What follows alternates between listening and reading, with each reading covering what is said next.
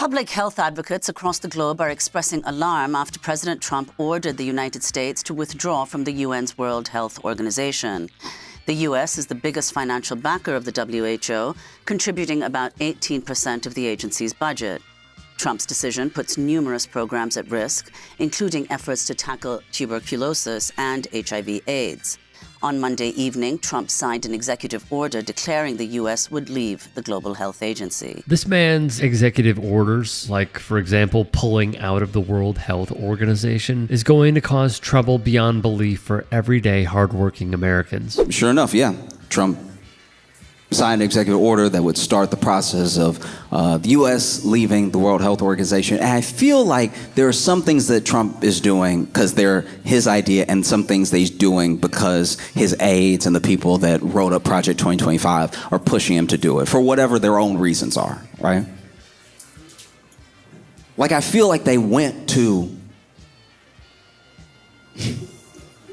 Trump and they were like, we need you to pull out of the World Health Organization. Then Trump was like, who?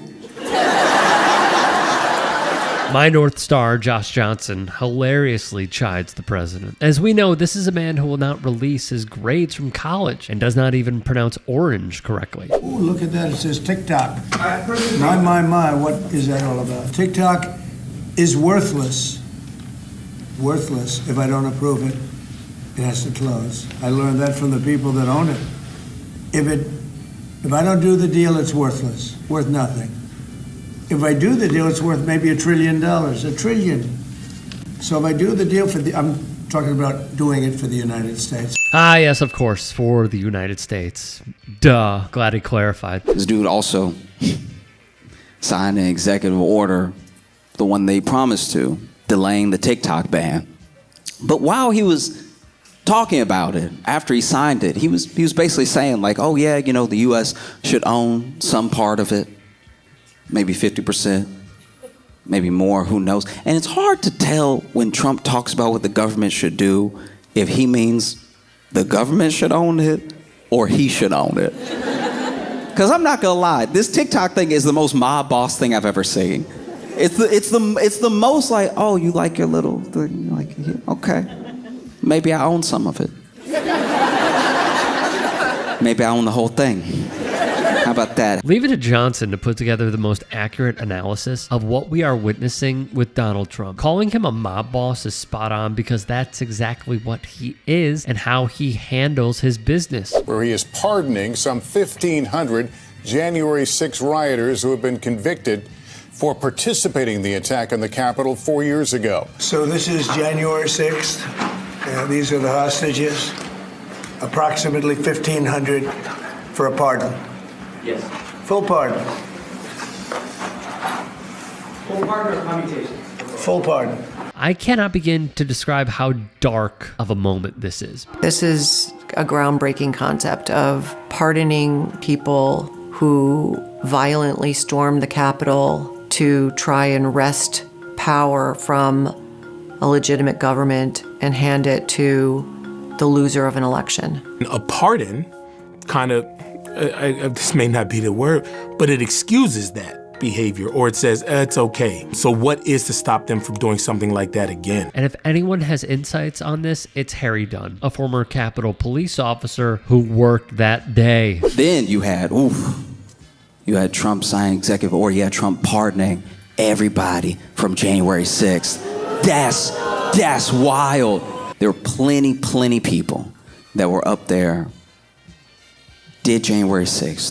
They felt like the election had been stolen. They were sure that they had proof. They wanted to hang the vice president. They came in there with all the smoke, ready for all the juice. And then they get to go home too. This has to have been a wild experience if you are a J6er, because you were there. Remember when they pooped on the desk? They let them leave that day. And then over the course of 2 years, 3 years, 4 years, started picking them up. And then he pardons them. And woof. Normally, I'm used to seeing a lot of people get out of jail through like innocence projects and stuff like that, people who did not do something, and then they're like, I never thought anyone would believe me. I thought I was going to sit in jail, and now I'm free, and they're nothing but grateful.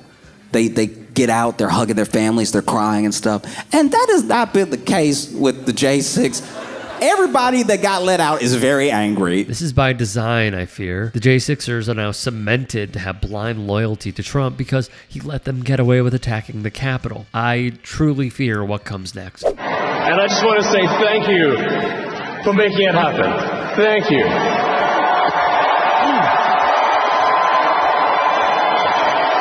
To reiterate, we know what we saw. Believe your own eyes. Elon, was standing behind the presidential seal. And this is how you know that a lot of people are truly out of their minds. This dude did a Nazi salute that we then debated if it was a Nazi salute for like every day after, including the day of. And I don't know if you should be allowed to talk if you can't believe your eyes. Do you know what I mean? Like, there are people that were like, that was not a Nazi salute. He was throwing his heart out to the crowd. I'm like, well, he has a weird pitch. Johnson would then touch on another talking point we heard in the aftermath. I just don't think like they hate Jews like that. Oh, no. Okay, let's clarify something. There's a Roman salute, bro. Yeah, There's a Roman salute. salute. Like these two mantras MAGA clung to, which also, this podcast sucks. All four of these dudes, chodes, suck.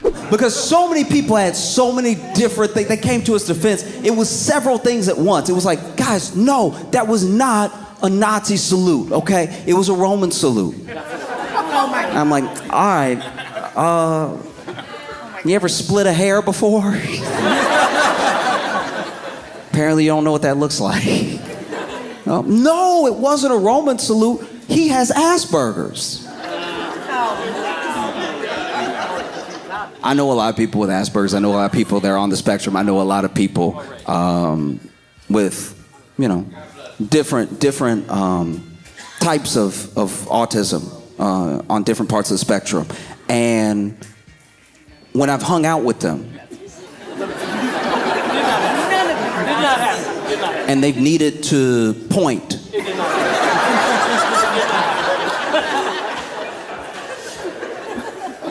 or they want to show me affection, you know what they never did? Anything that looked like that. To see more of Josh's stand-up, check out his YouTube channel. The URL is youtube.com/@JoshJohnsonComedy. His IG can be found under the same handle. Ditto for his TikTok. And if you want to see him live, head to JoshJohnsonComedy.com. Hey, I appreciate you watching. Now, if you can, please do become a channel member by going to youtube.com/TYTsports and clicking the join button. If that's too much for you, you can just go to TYT.com/join to become a member. It helps all of us out here at the Young Turks and keeps our network afloat. In addition, you could follow me on my socials on Twitter, Instagram, and TikTok. Appreciate the love. Have a great day.